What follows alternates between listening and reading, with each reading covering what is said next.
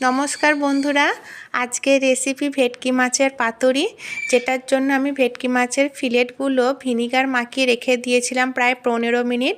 তারপর তাতে আমি অ্যাড করেছি চালমগজ, কাজু বাদাম আর পোস্ত বাটা, কিছুটা নারকেল কুঁড়ো, কাঁচা লঙ্কা বাটা, সর্ষে বাটা।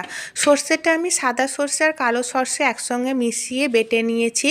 দিয়েছি আদা বাটা, হলুদ গুঁড়ো, পরিমাণ মতো নুন আর দিয়েছি কিছুটা সর্ষের তেল। সর্ষের তেলটা এই রেসিপিতে একটু বেশি দিতে হয়।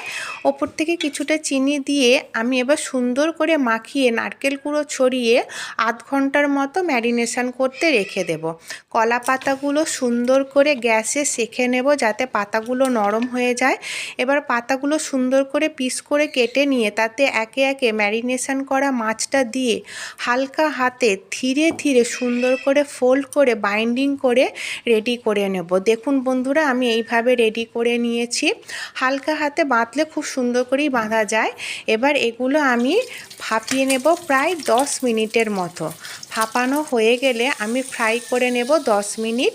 এরপর আমি এগুলো সার্ভ করব।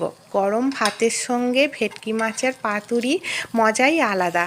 আপনারাও প্লিজ বাড়িতে এটা ট্রাই করবেন আর বলবেন কেমন হয়েছে। ধন্যবাদ।